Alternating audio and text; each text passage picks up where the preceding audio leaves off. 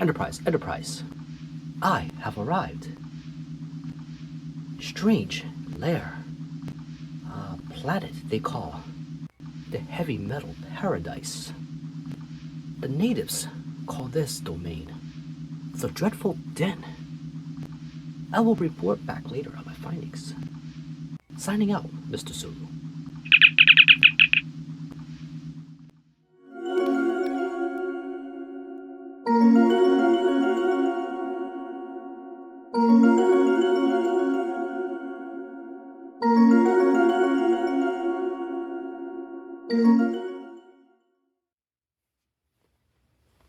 Hails my YouTube peoples. Time for another video. So, nothing really special here. Just a couple little knickknacks and things I've gotten over the past several days, weeks, I guess. So, good to see you all. Wanted to record this a little sooner, but this past week has been kind of shitty. I mean, we had several celebrity deaths along the way. I felt really bad about Shannon Doherty, though. You know, as somebody I kind of grew up watching. I loved her in Mallrats and that movie Heathers, you know. So she was like the bad girl actress. And breast cancer eventually won this war. So rest in peace, Shannon. I was definitely a fan. You know, I know she had some run-ins with some other people in the business just because, you know, she was a tough gal. You know, I know Nicole Eggert is going through a similar scare right now. So, you know, it's a scary time. You know, Richard Simmons was another one. That's a guy I was never really into, but he was a big part of my childhood as far as, you know, he's the guy who's a bit of an outlier when it came to the fitness gurus and that kind of thing. I wouldn't even consider him a guru. I mean, he's just a guy who figured out how to brand exercise whatever videos for regular people. I mean, us as metalheads and people into underground and extreme music, we're used to being unusual and weird, right? And Richard Simmons is kind of that, but in that sort of fitness world, if you will. People actually thought he was dead for a while, and turns out that he was still alive. And then boom, this happens. So that's pretty crazy. Along the way, even the boy, I forget his name, who was the son in that show Alf. Remember Alf? They found him at a what bank was it? Was it Citibank or Bank of America? He was in the parking garage, and they found him in his car, just dead. So I'm not quite sure what happened, but that's pretty terrible. You know, what happened. So like, all this stuff was just going on at the same time. You know, there was an assassination attempt over the weekend. So like I said, a lot of drama. So it's like, you know what?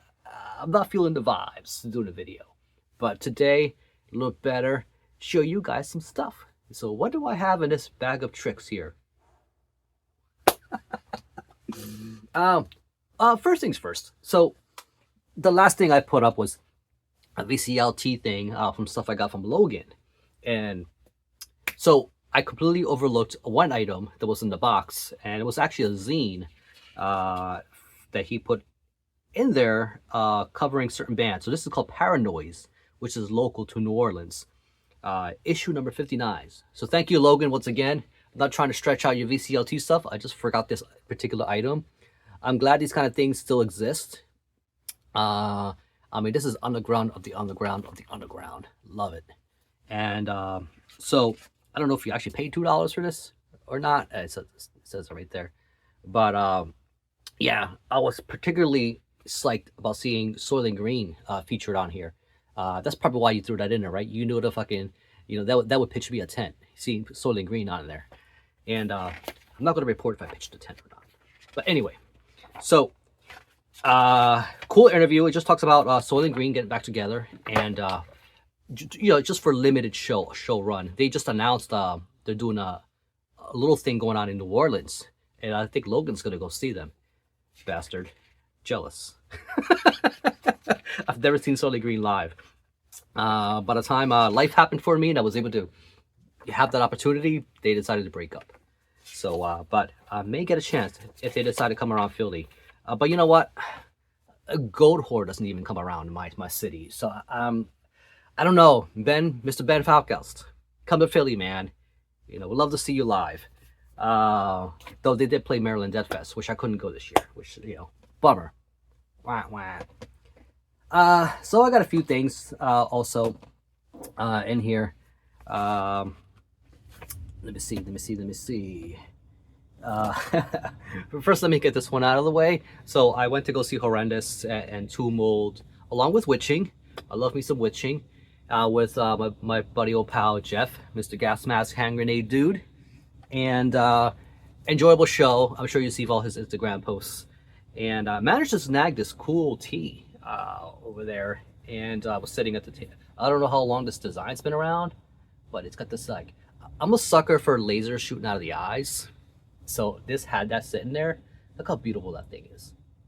And it kind of has like this, it's not typical to their aesthetic. It has a sort of stoner, you know, think of bands like High Reaper. High Reaper has an album coming out in October, by the way, so keep on the lookout for that. Also, they're a Philly band, or local to Philly enough anyway, but fucking Tomb Mold, man. Laser out the eyes is the shit. I'm not a big fan of repeating logos on sleeves, but it just does it on this one sleeve. Whereas here, I think it just says, what the hell does it say again? Fate's Tangled Thread. So yeah, cool design and some other stuff back here, but always cool. I don't buy long sleeves that often, you know. I gotta show my sexy arms around, you know. Long sleeves hide it. What else do we got? So at that same Tomb Mold Horrendous show, Tomb Mold killed it that night. So as you guys know, one of the members, Mr. Fabulous guitarist, known as Derrick Vella, also in Dream Unending. So guys out there, he's definitely keeping very busy. He was up on stage, he was literally wearing a Doug. Remember that show, 90s show, Nickelodeon? He was wearing that Doug shirt on stage. This band does not give a shit on their appearance. They don't care about how metal, unmetal they look. They really are all about just the music, man. And they fucking, you know, they don't disappoint, you know, there. I just find it very amusing. You know, he's got this like short hair and fucking Doug sleeve, you know, t-shirt and all that stuff. And I'm like, it's kind of crazy, you know what I mean? And he's playing these fucking powerful death metal riffs, you know, on top of that. It's just nuts. Anyway, so I went to the merch table and there was a whole bunch of tapes sitting there. And like, it wasn't really moving. And like, what the hell's going on here, right? I'm looking around. And it's, so Derrick apparently has a little side thing going on here. Derrick Anthony Vella, I hardly knew me, right? So this is just like a all acoustical affair, and I just want to support the guy, you know. So I went ahead and picked this up. Plus it's tape format. A lot of people are not about the tape, so I just won't move as fast because, you know, there's no CD option for this. But it's a cool little listen, man. It is not metal, if that's what you were expecting. So a lot of guitarists who play death metal and all kinds of stuff are, you know, always looking to explore, expand, and develop and grow. And, you know, these guys, Derrick plays quite a bit of a progressive style, you know, with his bands. And I think that one way that he does this and explores different sounds and styles is through experimentations like this. And so this is the kind of thing you put on, like, you know when you get like a nice fucking really good cappuccino or like a really good espresso, you want to savor every drop and just fucking enjoy the experience. But you need a soundtrack behind it. You need a really good soundtrack. And this is the kind of shit. This is the shit you put on right here. It's acoustic. It's got a cool little flair and things and tapping and stuff going on. So, you know, we all know the dude can play. You know what I mean? So this is no different. So yeah, non-metal guy, metal guy doing non-metal things, should I say. There you go. I'm already screwing up and haven't even had what do you call it? My coffee or beer or anything. I'm just doing this cold turkey. So you're welcome. Another non-metal thing before I move on to metal things.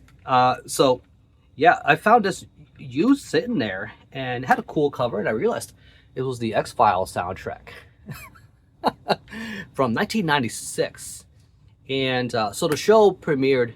You guys know X-Files. And I think that's a show that might get a reboot. I'm pretty sure Chris Carter and those guys will probably bring it for like a new generation. That's a show that could use a new reboot kind of treatment. But you know, it dropped in '93 when it premiered, and so here we are, three years after that, they dropped this thing. So I don't know why it didn't drop in '93, but I guess because it's all licensed to music. It's not like they have to create original scores for this, other than maybe the X-Files theme. But you know, which they had to have already prepared for the show anyway. So you know, you have Mark Snow, of course, who did the theme. Soul Coughing. You want to talk about the '90s? So here we go, some '90s fucking names. Soul Coughing, Sheryl Crow on the Outside. Again, not even original. That's you know, one of our albums. Foo Fighters, Down in the Park, REM, and what is it? Stormy Kitten, Nick Cave and the Bad Seeds, Red Right Hand, Filter. That was definitely a band that got me through high school. Thanks Bro, that's the name of the song. Frank Black, got some Meat Puppets. You know, we even got Danzig with Deep, right? Danzig's on here, Deep. And Screaming Jayhawks, Elvis Costello with Brian Eno.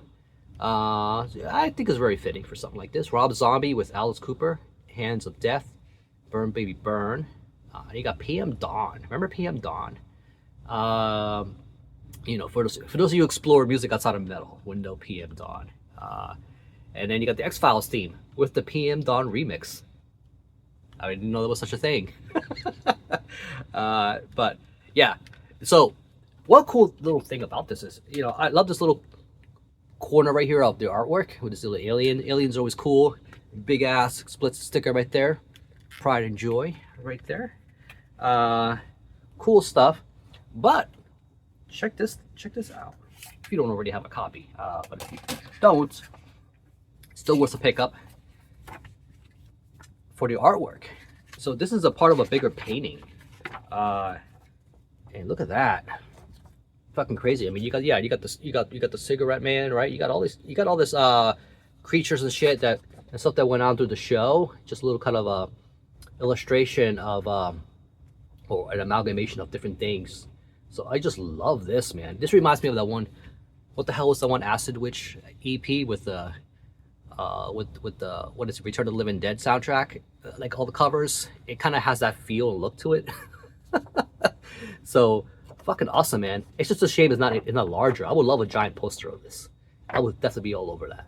So yeah, I haven't actually explored if they made one with that artwork, but I should. Now I kind of want to stop the video and see, but I won't do that to you guys. All right, let's get on to some goodies. So I got another tape, and this is a band out of Singapore, and you guys know me. You know, I love me some doom and stoner and psych and all that stuff. And so this is a Marijana with Istana, and pretty cool looking thing, and a big sound. This is another example of an artist who does stuff outside of his regular genre. And being out of Singapore, you would think it'd be kind of too out there, but it's actually not. It's actually very familiar. It reminds me of Sleep and a little bit of Sabbath and Church of Misery and that kind of stuff. It's a very mature, very developed sound. So it's got what, 6 tracks? 1966, Full Moon, Spider Walk With Me, a song called Pluto. Love me some Pluto. So really cool J card. So what's so special about this? The fella, what the hell's his name again? Rashid Juramani. Anyway, so he's the guy behind Worm Rot. So when I said Singapore, that should include you in. So if I can Worm Rot are amazing. And so I didn't know he had a stoner doom project. So definitely a cool tape to check out. I don't know if they have this on CD. If they do, either way, Marijana. Don't know if that's actually how they say it over in Singapore, but was really psyched about that. So got some vinyl for you guys. So it's gonna be mostly vinyl here. So yeah, it is what it is. I'm a vinyl guy. First of all, let me get this one out of the way. So this one's actually been very praised and very highly talked about in the VC, and I think it was Spiritual Instinct was the last album back in like 2018 or whatever. So this was very highly anticipated. Still on Nuclear Blast. So this is the latest Alcest. And like I said, I'll be showing metal stuff. But here I am pulling this out. And by this point in their career, Les Chance de l'Aurore, or, you know, being French, French is a very annoying language to try and pronounce anything, you know, as you guys probably know, unless you're actually French. Or French Canadian or something like that. But damn, if I'm gonna quote Mr. Depeche Commode, coined a term called Black Invader, which is like black metal elevator music. And I don't think he's off. I think he's actually on something here, because as far as black metal, I don't hear much black metal at this point in their career here. This is very soothing and ethereal, kind of expansive. A lot of the music that we listen to is very like extreme and whatnot, and we wanted to kind of resonate what we're already feeling and going through, and the music connects us that way.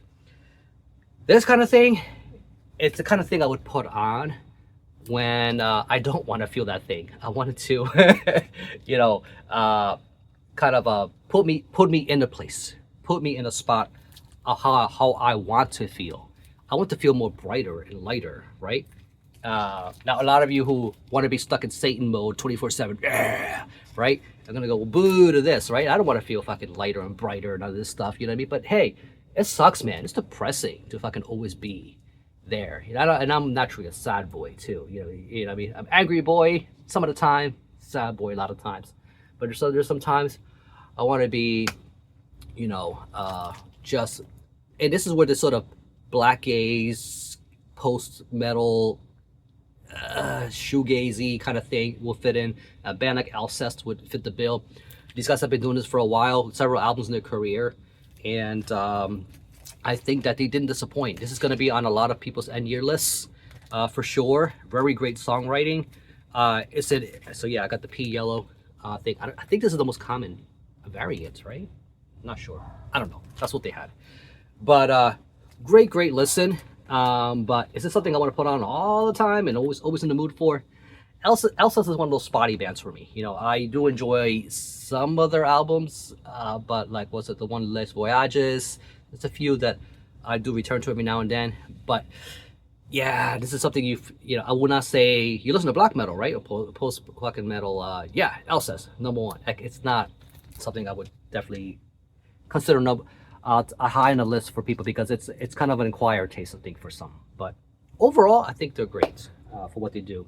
They got a really cool music video with these boy and girl dancing around doing this weird maneuvers and shit. It's very interesting video. Maybe I'll leave a link to it when I'm done. What else do I got? Wise Blood Records. Holy shit. Wise Blood Records. Where are they based out of? Indiana? So they've been having some issues with some vinyl pressings. Just a lot of delays, man. A lot of fucking delays with their pressing plants and whatnot. And Mother Graves are recording a new album or getting ready to announce a second album, a full length. So the first full length was fucking amazing. I knew about Mother of Graves since they dropped their first EP, which in Somber Dreams. And so I just got this. And I remember ordering this, like, no shit, I think maybe 2 years ago. I ordered it on Bandcamp, and it went pretty quick, actually. And fuck, man, great, amazing EP. And I did not know it was going to take that long. I actually forgot I even ordered it. I even forgot it existed. There was a vinyl version of this, and that much time has passed. But fucking great. I'm glad Wise Blood was able to get copies out to people for this, because it's a great band. You know, if you loved your Death Doom, great US Death Doom, you know, it's got those moments. Kind of, I think Dan Swano was involved with the mastering of this. You know, he has some involvement with this band, and just really good shit, man. The little elements of catatonia and stuff like that. So again, you know, with Swano touches, but fucking great, man. Somber Dreams. And you know, it arrived. I didn't even know if it was a colored variant because that much time has passed. But it came with this cool side, you know, logo in the back right here. Look at that thing. Fucking badass, man. I always love it when they do that.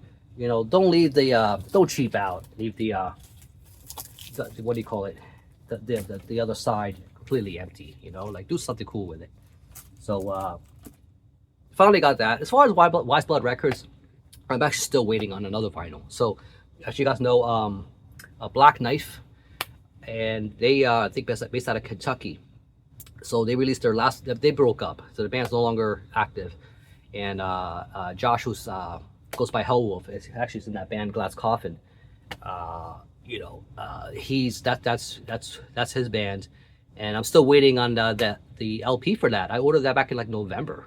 You know, so yeah, Wise Blood's having a lot of issues with getting their vinyl out. So I hope that works out. So I'm being very, very, very patient. I would have loved a vinyl copy of the last fucking Black Knife album. Also consider it a swan song, I guess, release. So what else do we got here? So another one that it's kind of talk of the town right now is Uncle Acid and the Deadbeats. So cool project out of the UK. They kind of played this sort of psych, stoner, doom kind of thing. Uncle Acid, it's a project for me that kind of fits or scratches the itch that Electric Wizard has stopped doing. You know, Electric Wizard have, I think, the ticket is long hiatus. I don't know if they were officially broken up yet or not, but we got Uncle Acid, and I'm glad they're around. But these guys made a bold move. They decided for this release to drop what, back in May, I think. So this is the if you guys are fans of Italian thrillers like the Giallo stuff, they did a whole fucking release just on that sound, and they got actual composers who do these movies to come in and contribute to this project. Very ambitious effort. I saw the Sinner, I'm like, yes, that is coming home with me, because you know this fucking old Italian movies and Suspiria and shit like that is fucking, and this guys nailed capturing that feel. So if you love getting lost in that soundscape of those old movies, these guys are for you. So if you've never explored Uncle Acid before, but you love those old Italian movies, I would say highly encourage you to go check it out. Even the inserts that came with it are fucking delicious, man. It's just like really cool imagery, really great photography. The colors are nice and rich. The details, the prints came out really good. So, you know, I applaud you guys. So came out to Rise Above. So this plays out like an actual movie as far as the runtime. This is like, so it's two LPs here, and it's about 2 hours, or about to hit 2 hours worth of music here. So you get lost in sort of this soundscape of synth, telephone calls, and voiceovers, and just along with the doomy moments and just psych elements, and you know, it's very strange. It's just kind of, it's all lower, but it kind of tries to hit every single aspect of those movies, moments and scenes that you would get from those movies. And like I said, this is one of the most bolder moves for this band, and I think it really paid off. So I'm glad they're doing something different. Instead of putting out just another, you know, samey kind of thing, I would have been okay with that. But I gotta say, if you do like that kind of thing, I kind of just pulled this out real quick because as I was listening to this, it kind of reminded me of a release that Devil's Witches has put out. Devil's Witches right here puts this thing out called In All Her Forms back in like 22. And this is a band that also took a bold move with this album. It's a lot more ethereal. There's more of these moments where kind of moving in a direction. Doesn't sound like the Giallo stuff, but it still puts me in a sort of mood. Gives me the vibes of that Uncle Acid album. So definitely, if you like that Uncle Acid kind of stuff, check this one out. And this is a band, again, that took some bold moves. Even came with this cool, like, swirly green kind of vinyl. But Devil's Witches play also psych, stoner, doom kind of material. This right here is a little more experimental, a little more ethereal, and just, again, exploring different kind of sounds. It's not trying to be a movie soundtrack. So if you like the Uncle Acid, but you want something a little more, with more of a, what do you call it, formal song structure? I don't know if that's the right word. Definitely take a gander at this. So cool shit.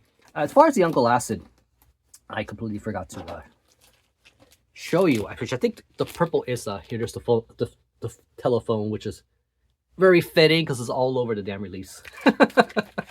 Again, because it tries to put you in the film. You know what I mean? A film that doesn't exist. Basically, they made an album for a film that doesn't exist. There we go. So nice purple. It fits the aesthetic of the album. Great shit. And there's that. Let's move on to shit. What do we got here? All right. So I want to thank Matt at the Accusation Network. He showed this in one of his recent update videos. I did not know it even existed, which was a recent release. So what am I talking about here?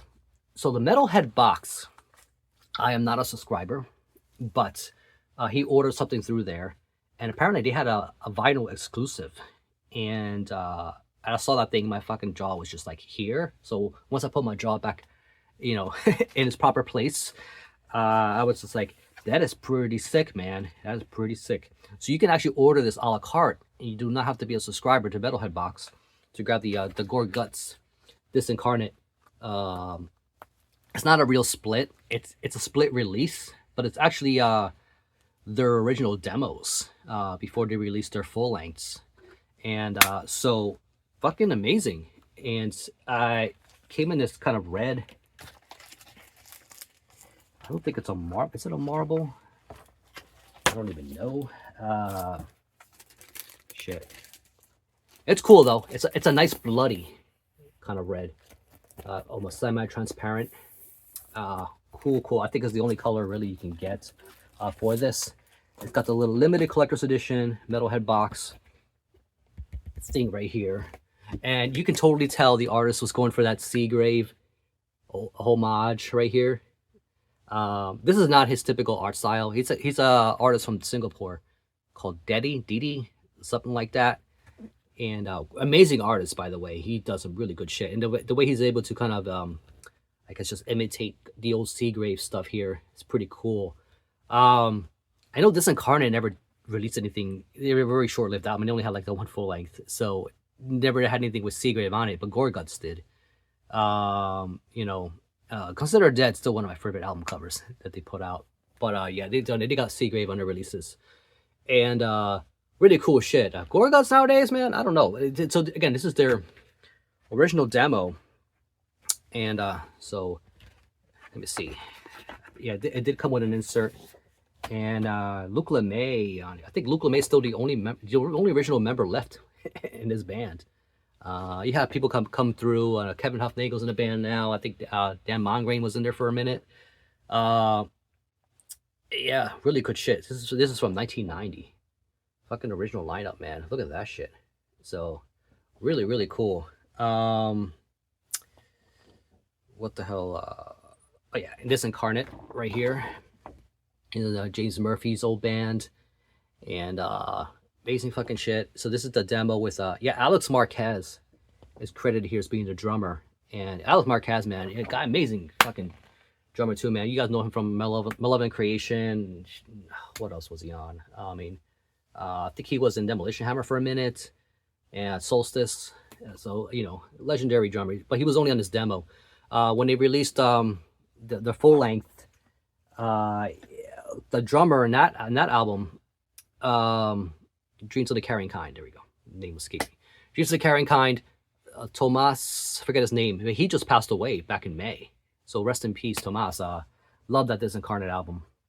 But really cool to see this release. I'm glad Metalhead Box did this. They should do more of this kind of exclusive LP release kind of stuff, because part of the benefit of being a subscriber to Metalhead Box is they do offer some exclusive shit. Which is always tempting for me, but it's just enough where it does not drive me over the edge to subscribe to them. But those exclusives are appealing. But I'm glad they can offer stuff like this a la carte. And being a vinyl guy, this is kind of a no-brainer for me. It's like shit. So thank you, Matt, for that kind of a thing. Also, that guy Deddy who did the artwork for this, you know, like I said, he's not a Seagrave imitator. This is just for this release. Here's one example of something that he did. This Mausoleum Anatomia thing. So you can see it's very different from Seagrave kind of stuff. The back of this has that Carl Dahmer So yeah, they got 2 artists for this release. Pretty cool. Yeah. So more vinyl. Here's one I got on the real cheap, like on the cheap. Then I paid like basically like $10 for this. It's a double LP, and it collects the entire discography of a band that's no longer around. So this was a thrash band out of Nashville, Tennessee. Fucking Nashville, Tennessee. And they kind of played this sort of has a bit of a punky hardcore element style of thrash. Very shouty, but also technical when it wants to be. And there's plenty of solos to go around. And they got a funny name. I mean, we got funny names. Names, people with the name Ass in their name. I mean, like Ass Suck, right? And then we got Ass Chapel. You may have heard this band if you've been around in the late 90s, early 2000s. So, yeah, let me pull this out here. Cool little insert too. So, I'll show that in a second. So here's the inside. Full color gatefold. So in 2007, Southern Lord decided to collect basically everything from their. They only have one full length on all their EPs, and this is a fucking fun listen, man. A lot of high energy, really. It's unrelenting, you know, the whole time. Guys just keep going this fucking pace, and they're having a blast doing it. So there are some pretty evil moments in here and all kinds of stuff. So if you like that style of thrash, that's very unhinged and just very loose, a little punky at times. You know, coming from the south, this will definitely scratch that itch. So very cool stuff. They even included this poster. There you go, Ass Chapel. So cool stuff. And so you probably want to know, for a band called Ass Chapel, what would a vinyl variant be for something like this? Well, you gotta go with the shit brown, right? There you go. Great choice, Southern Lord. So what else do I got here? Yeah, you know what? I'm not gonna keep this one for too long. You know, you guys are tired of my hour-long videos, and let's do something from Japan. So this is more thrash. It's a very different kind of thrash. So this is a band. So a lot of you old school punkers and thrashers would probably be familiar with this if you don't know how ingrained you are with this kind of stuff. But Rosenfeld, so FOAD decided to collect their early demo material. It's really just 3 tracks. Demo 1991, simply titled. You know, it ain't Japanese, right? We don't have an obi. There you go. So Rosenfeld was a band. I don't know if they're still around, if they're still doing stuff. I've not kept up with their stuff, but I saw this sitting there. I'm like, fuck, man, this is a time capsule. Sometimes you just need 3 tracks, man. They scratch that itch. Very hard hitting, and a lot of attitude. And if you guys ever read up on this band, they were known for getting in trouble because they went for like a shock element with their stuff. They went as far as even using like swastika imagery in their stuff. Not that they're actually Nazis. Again, it's all shock value stuff at the time that they try to get away with at the time. Just like another one that's very high energy, very intense. And these guys do not play like the imagery would suggest. Cool little booklet with some full color photos over here. They looked quite glammy.